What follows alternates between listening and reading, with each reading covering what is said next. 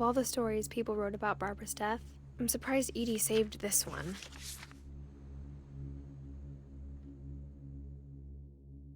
Old Jack here with another ghastly tale inspired by America's most unfortunate family. I'm calling it The Surprise Ending of Barbara Finch. As a child star, Barbara was famous for her scream. Now at 16, she was all washed up. A has-been. But in a lucky break, she'd been asked to perform her signature scream at a local convention for monster movie fans. It was just the boost her career needed. Unfortunately, her scream hadn't aged well. Getting better. I think you just need the right motivation. Her biggest fan and current boyfriend, Rick, was about to demonstrate when... Now that was a great scream. It was Barbara's father, Sven. He'd slipped into a table saw and had to be rushed to the emergency room. So Barbara got stuck babysitting her youngest brother, Walter. Her convention comeback was cancelled. Okay, I'm hearing frustration, but I'm not hearing terror. What if I tried... A gang of hoodlums in Halloween masks have been terrorizing Orcas Island tonight. Police are urging residents to... That came from the basement. You're right! Also, I loved your delivery on that. Why is your basement door locked? Because my dad likes making puzzles and secret passages. There's a key hidden in the music box. The secret is to keep winding and winding until finally the key pops out. Thanks, babe. I'll be back in a sec. 20 minutes later, Rick hadn't returned. So Barbara went to look for him, right on cue. She reached for the music box. And as she wound the key, she listened for Rick, but the house was silent.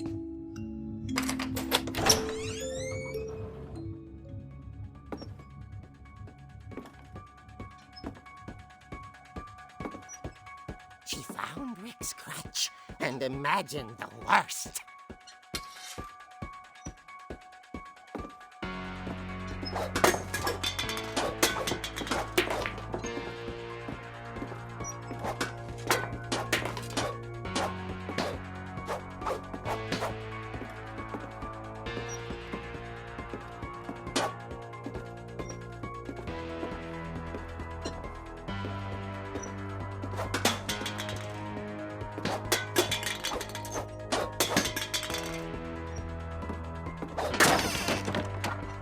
Leader is the infamous Hookman killer, Dr. Carl Hamill, who impaled and then ate his family 10 years ago tonight.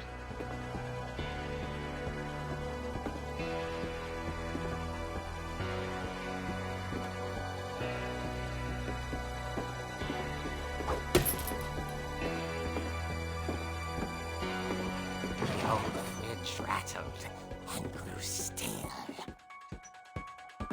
Oh dear! Rick? Barb, relax. I was just trying to scare you to help you find your scream. Well, I'm not scared, Rick. I'm furious. Then act furious. All I'm getting from you now is that you're hurt and confused and She threw him out, but she kept a little something to remember him by. Barb, have you seen my other crutch? And she was still holding it when she fell asleep watching the Late Picture Show. Hours later... Barbara! Walter, what's going on up there? Ah! Okay, I'm coming up, but if this is a trick, you're dead, Walter.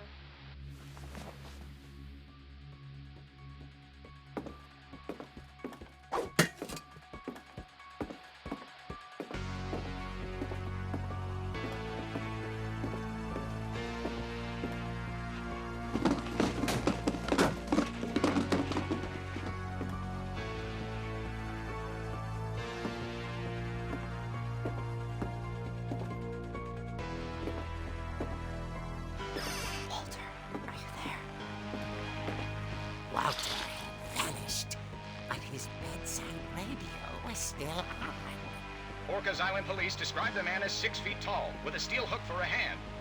Residents are urged to lock all doors and windows and notify the police of any suspicious activity. Barbara turned, saw the hook man, and was speechless. He was quite smashing.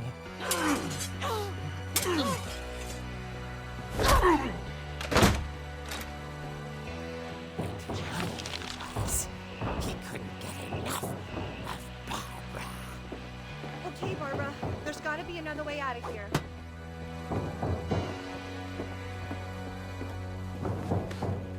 That night, she played her part beautifully.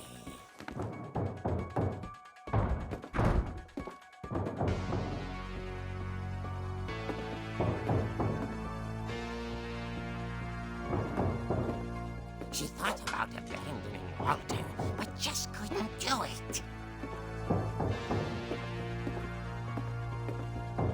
Molly's door hadn't been opened in years. The hinges groaned.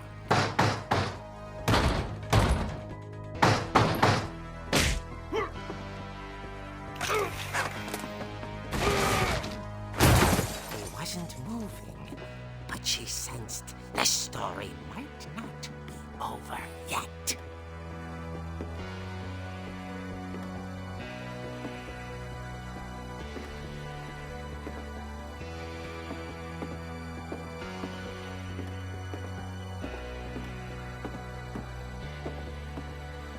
The hookman had vanished. She listened for his breathing, but all she heard was...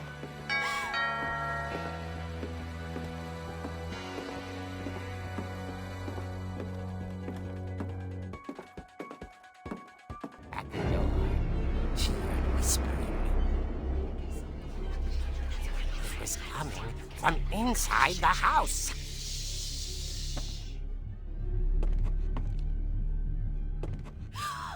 Oh dear. The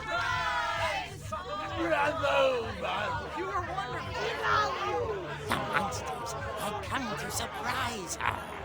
For Barbara, it was a dream come true.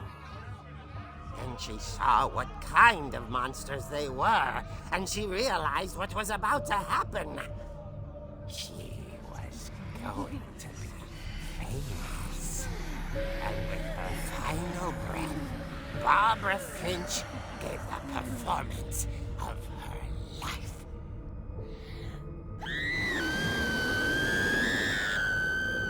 I wasn't there myself, but I hear Barbara was magnificent. Poor girl. She had a taste for stardom. But unfortunately, so did her fans. Of course, the police blamed it all on poor Rick, who disappeared the same night. And little Walter? Hiding under his bed the whole time.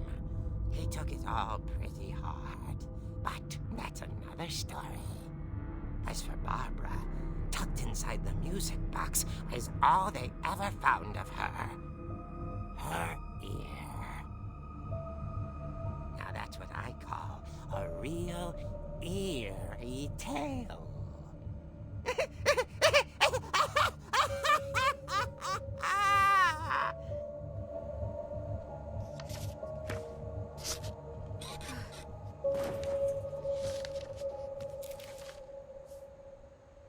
Edie told me all Barbara wanted was to be remembered, as absurd as that comic was. Maybe what Edie saw was a happy ending.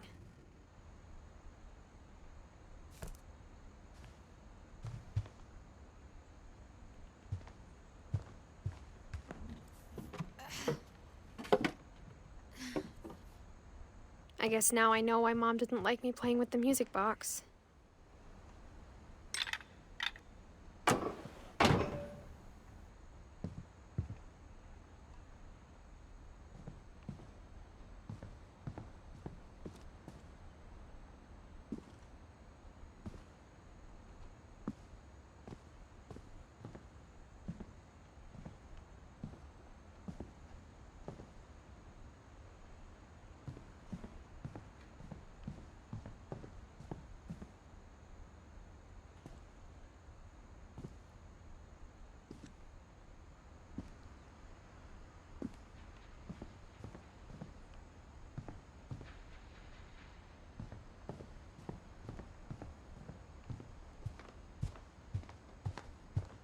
funny.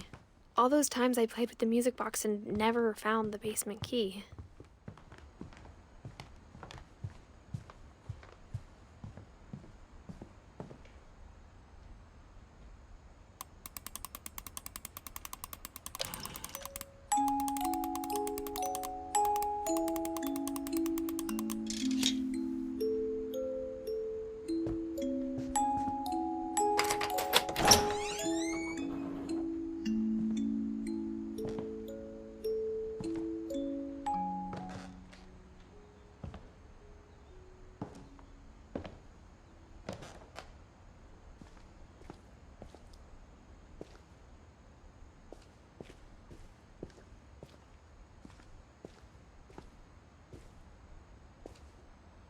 Mom said the basement was off limits, unless I wanted another tetanus shot.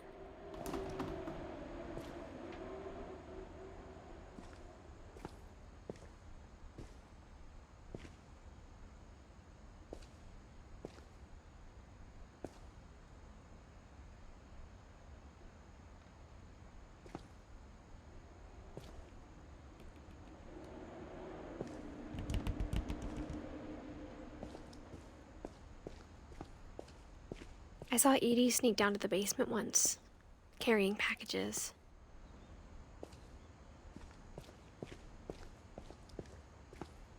I thought maybe she was hiding presents.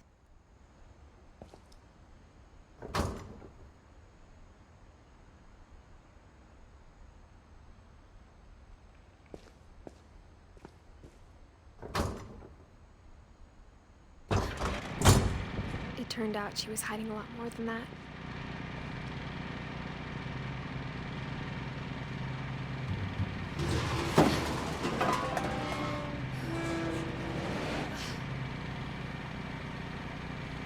I remember asking Mom once about where Walter had gone. She said after Barbara died, he got as far away as he could. If there's a pattern in all these stories, I think it's that none of us has gotten very far.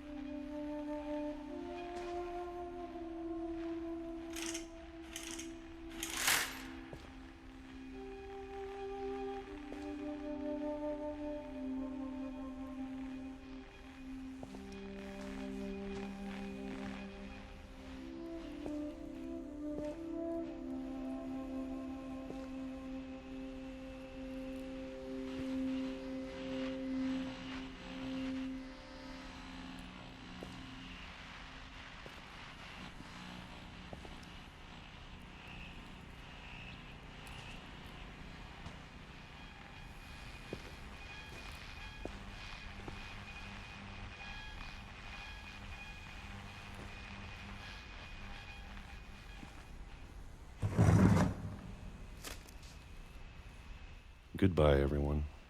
I can't believe I've been down here for 30 years. On that first day, after the shaking started, I didn't think I'd survive a week.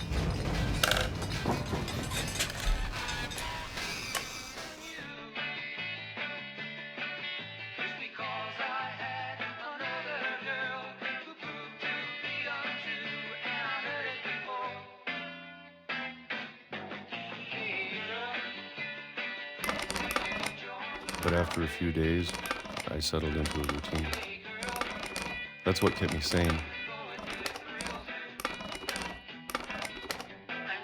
Having a schedule, living for today.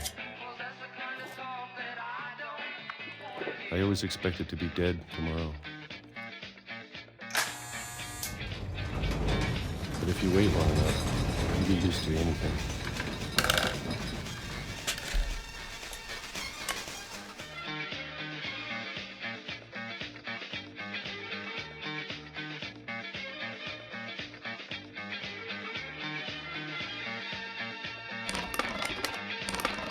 Even a monster on the other side of the door starts to feel normal.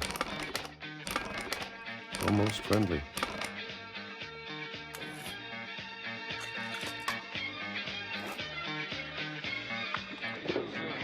And then one day, everything just stopped.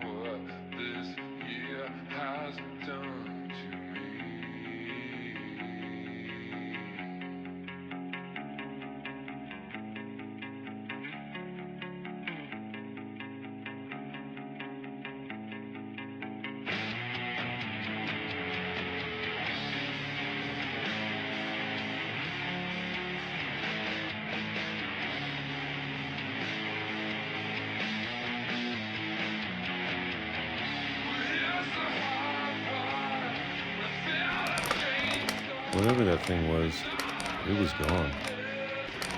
Maybe it got tired of waiting. Or maybe I just got tired of being afraid.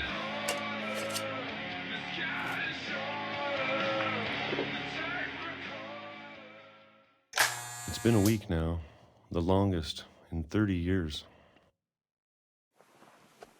I'm done waiting. I have to leave. Well, I still can.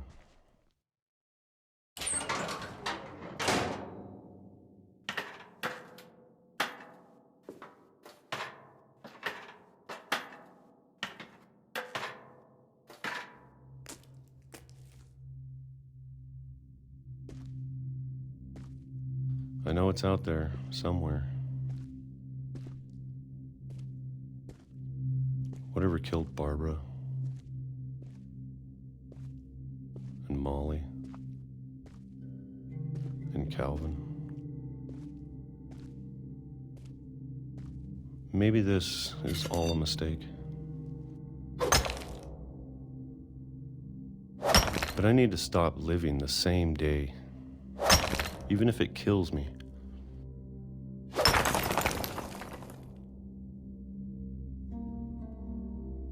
Whatever's out there, I want you to know I'm ready for it.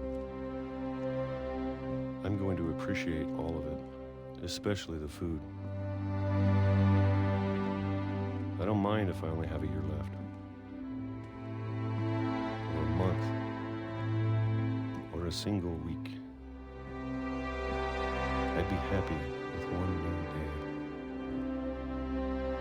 I can already imagine the sun on my face.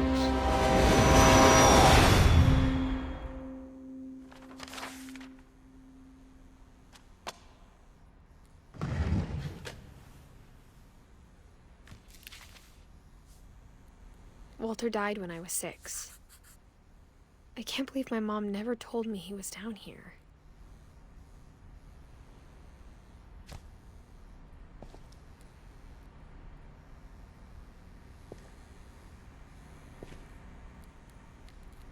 I'm sure my mom was trying to protect me.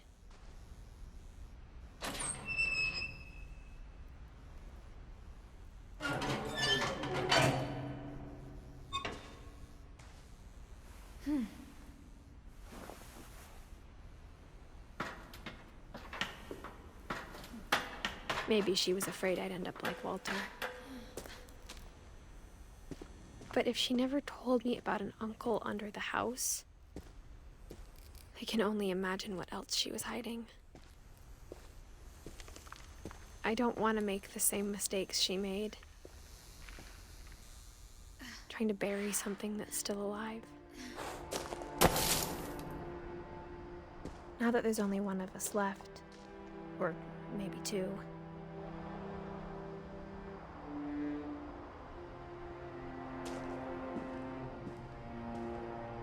I thought it was time I heard the stories for myself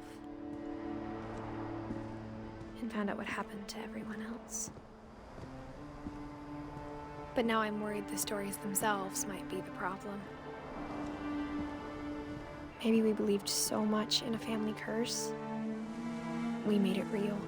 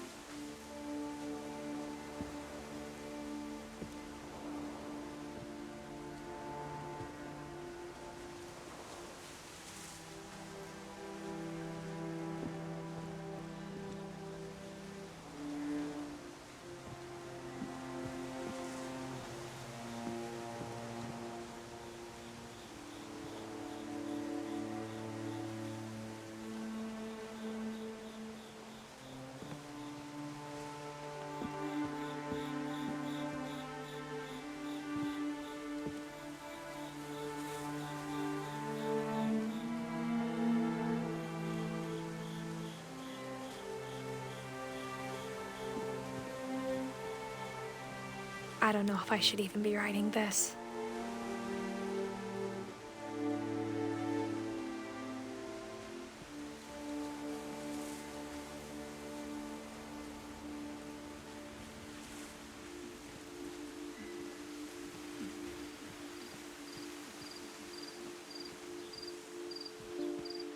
Maybe it'd be better if all this just died with me.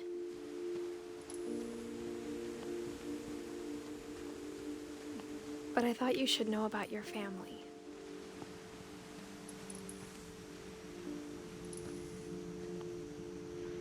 And the history you're a part of.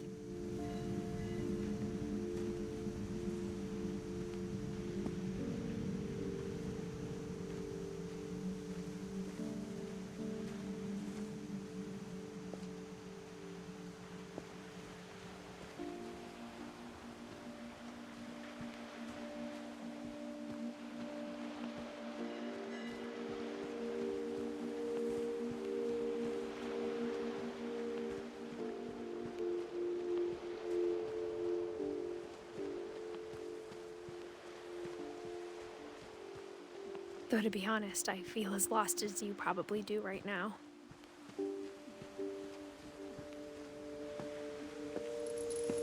I think the people in these stories believed them, for what that's worth.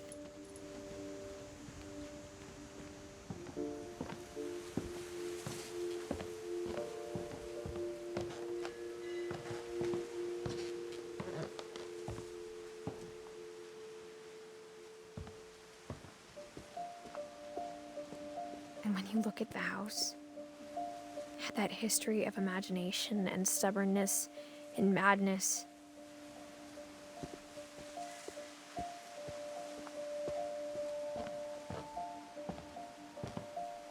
any of it seems possible.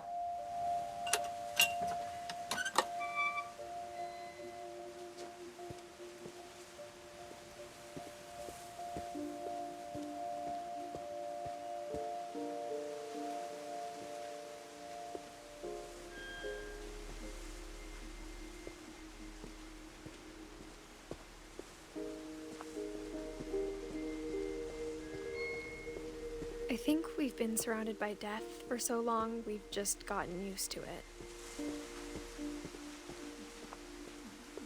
What kind of family finishes building a cemetery before starting the house?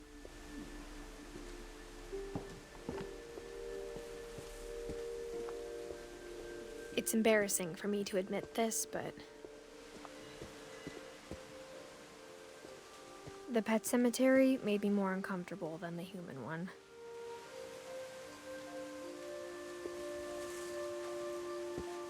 Three of the gerbils were mine, and 2 had been my fault.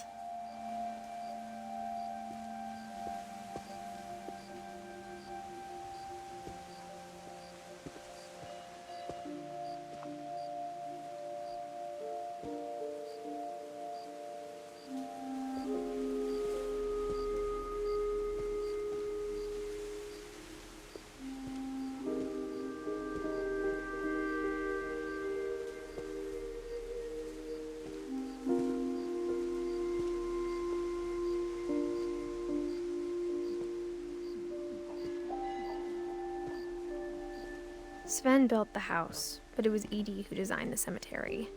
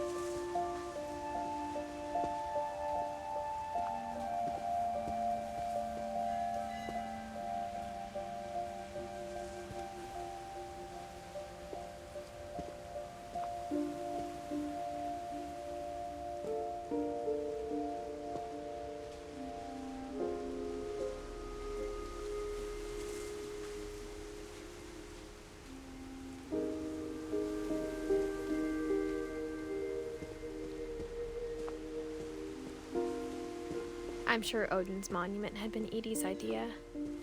My mom was always trying to move on, but for Edie, the past never went away. She could see it poking out of the water at low tide.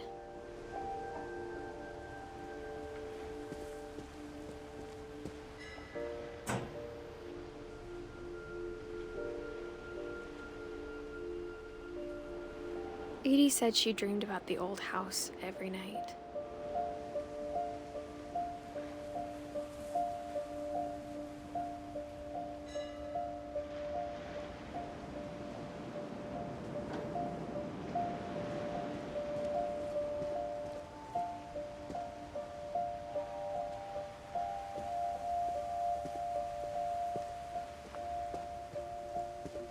Edie's side was always easier for me to understand.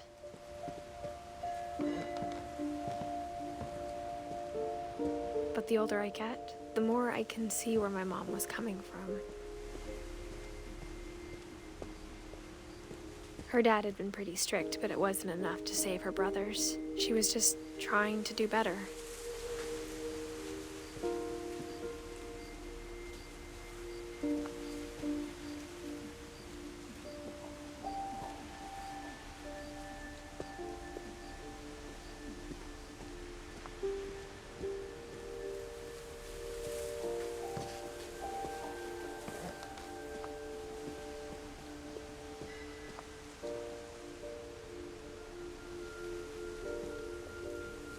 She lost 2 of her brothers, just like I did. I get why she tried so hard to protect us.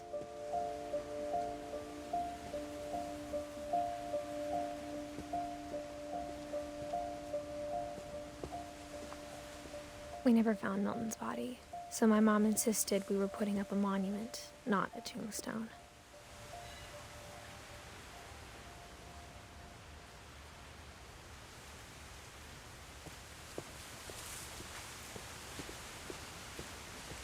There's so many things I wish I could ask my mom now.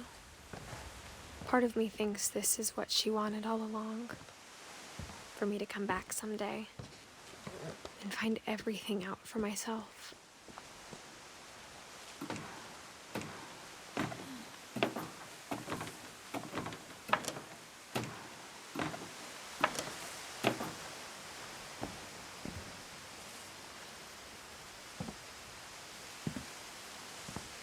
But looking back on it now,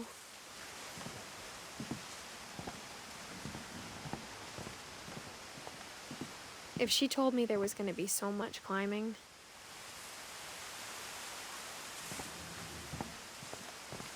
I never would have come when I was 22 weeks pregnant.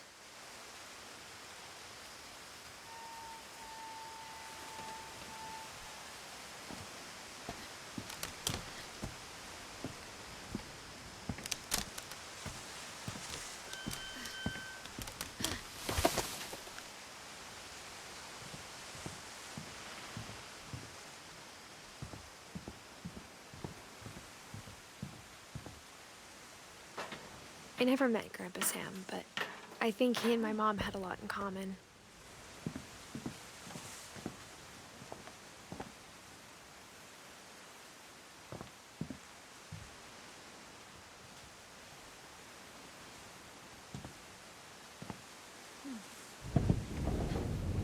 They were both pretty intense.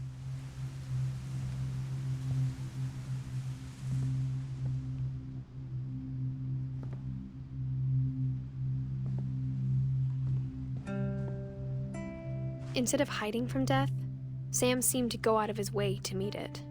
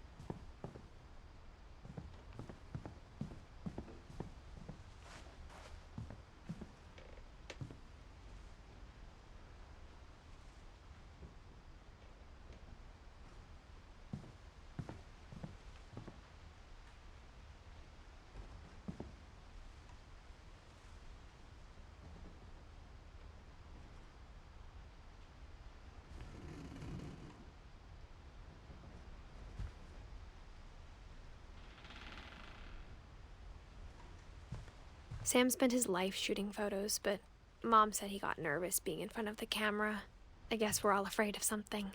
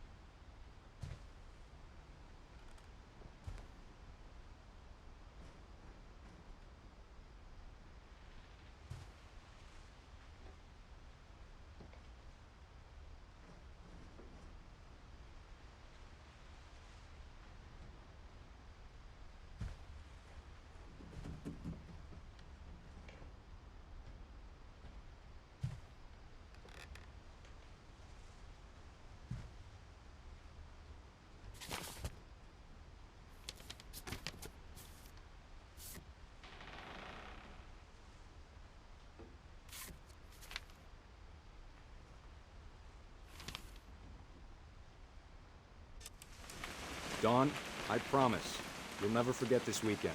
Yes, sir. These memories are gonna last a lifetime. Am I gonna have to shoot anything?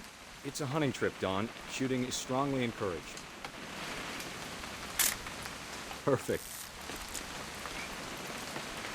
It's gonna rain the whole weekend, isn't it?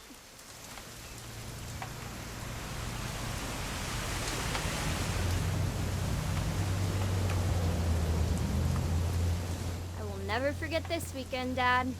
That's the spirit. Smile, Dawn. Okay, got it. I'm gonna take some pictures, okay? Just be careful. That camera's older than you are.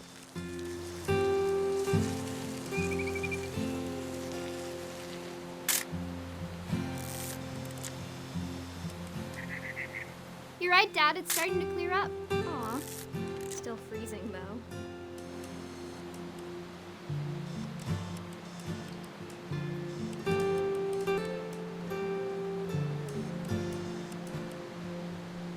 Definitely should not have drunk all that coffee. Hold still while I take a picture of you. I definitely won't be moving. Are you done yet? Does it sound like I'm done? Nothing quite like being outside. Hey! That's a keeper. I'm just saying, I'm not always gonna be here, Dawn. You'll need to remember this stuff, if you want to survive. I'll be fine, Dad. You know who else thought he was gonna be fine? Some guy who died. Dawn, I'm being serious. I know, Dad. You're always serious. Doesn't being out here make you want to chill out? Well, to tell you the truth, I haven't been out here in 20 years.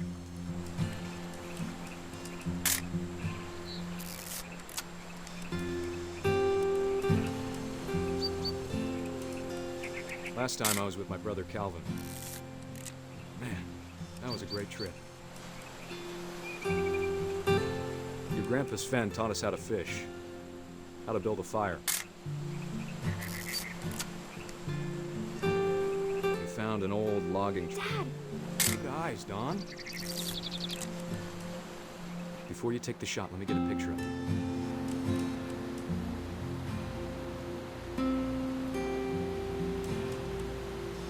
Dad, I... Just breathe. Turn off your imagination. Focus on your target. Let me get behind you. Do I have to do this? Dawn, you don't have to do anything. But if you want to survive, you'll need to be strong.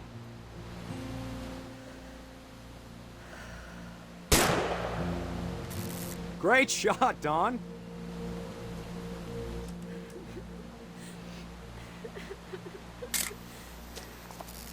I'm proud of you, Dawn. Always remember that, okay? Dad, it's twitching. I think That's it's totally some- normal, Dawn. Just focus on the camera. Try not to think about... Dad!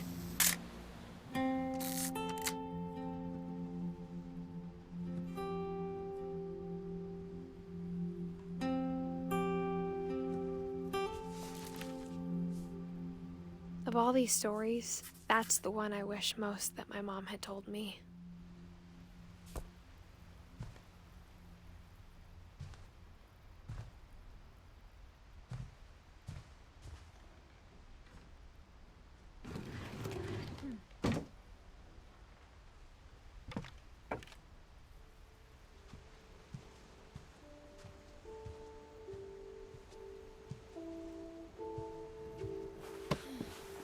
After Sam died, my mom and Edie got really close. They'd both lost a lot.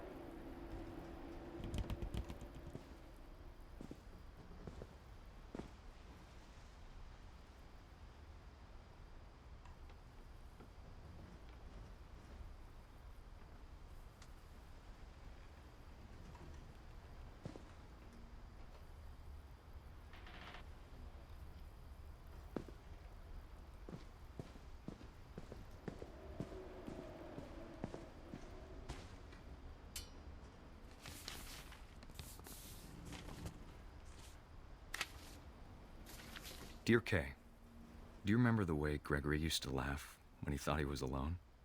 Like something funny was happening, but only he could see it.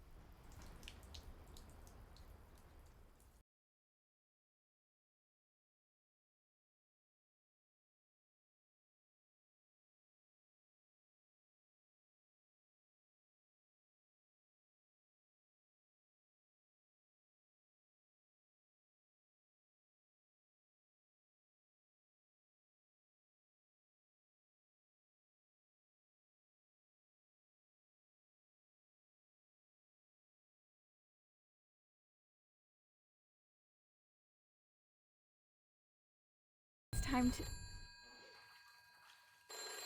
Hold on, sweetie.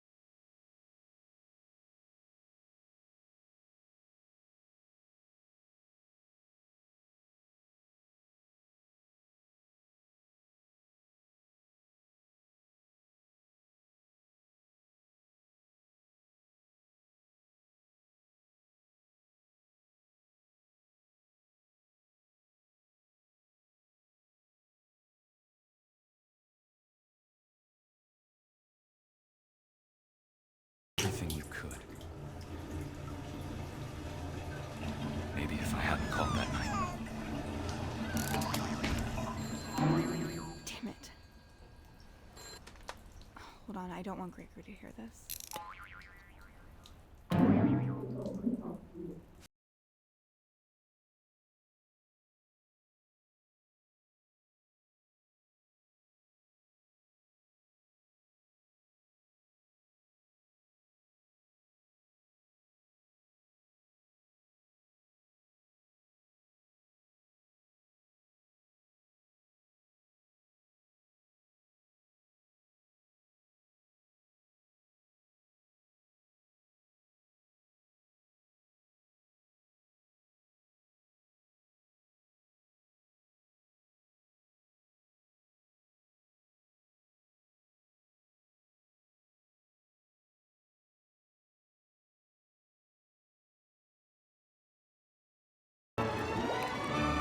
I'm sure he's happy. And he'd want you to be happy too. Good luck, Kay.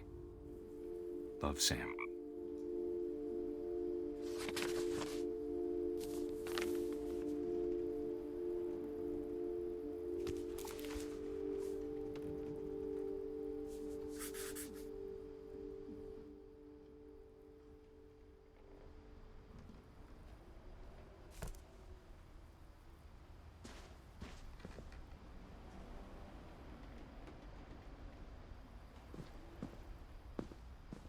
I can't imagine my mom ever writing poetry, and yet... A poem for Gus, who always said the wedding was a bad idea. Our father never hit us kids, at least not very hard, before the day my brother said with teenage disregard that he'd be dead before he'd see a wedding in our yard.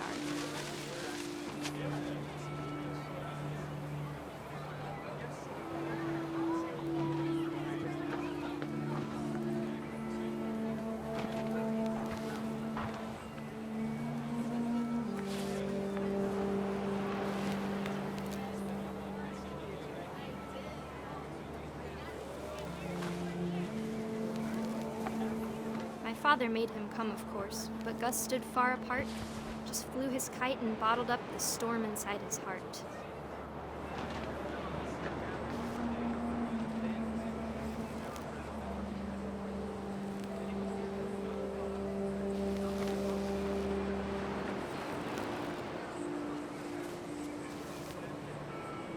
I tried to talk him out of it, but though he'd never met her, we don't need a stepmom, were the words that I now remembered. pronounce you husband and wife. You may kiss the bride.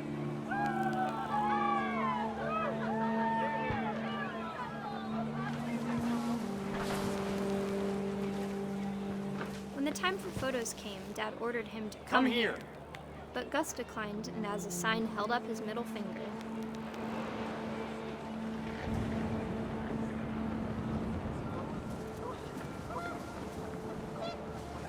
The wind picked up and panicked geese appeared and quickly went. But all the humans did that day was go inside the tent.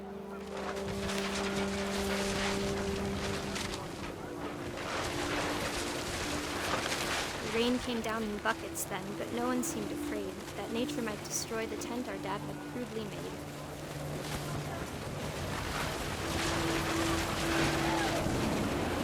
The thunder sounded much too close and full of angry power. But all my father said to this was, "Make the music louder."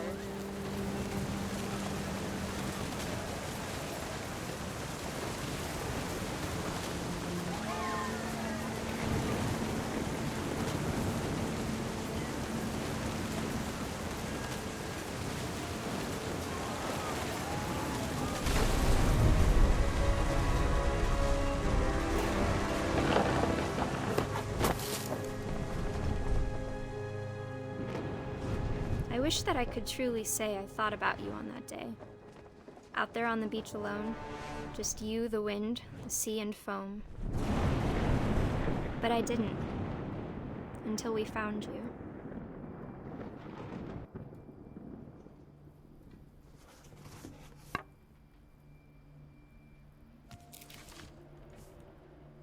She never talked about him, but Mom told me once if I was a boy, they were going to name me Gus.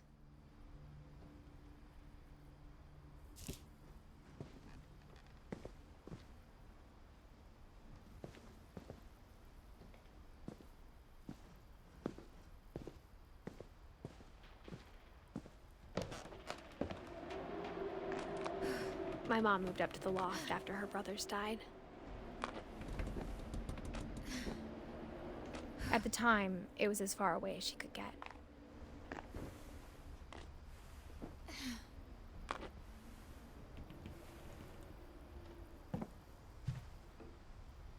Religion was another thing my mom never talked about, but I think it helped her a lot after her dad died.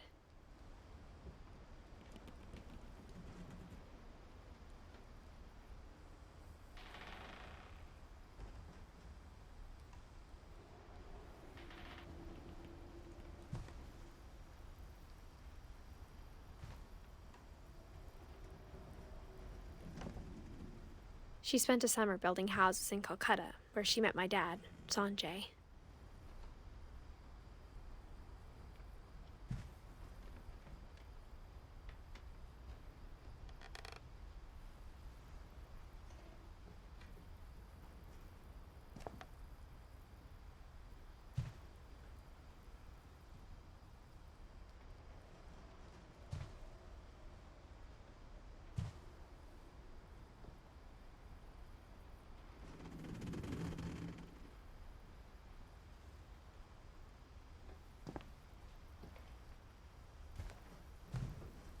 My mom moved to India a week after graduation and got a job teaching English. Louis was born a year later.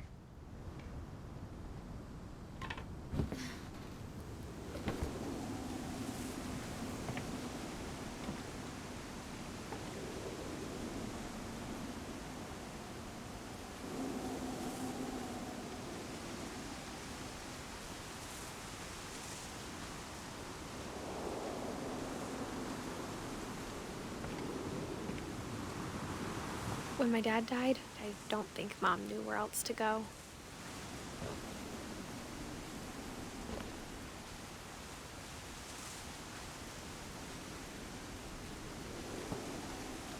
I'm sure Edie was happy to have her back.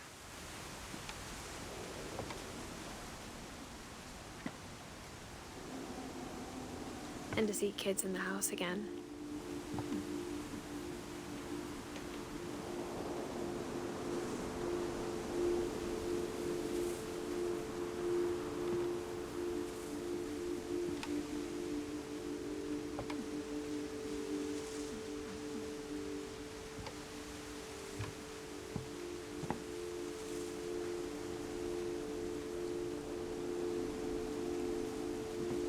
The house had to get a little bigger, but Edie was used to that.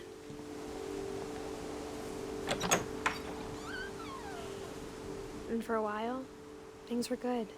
Almost normal.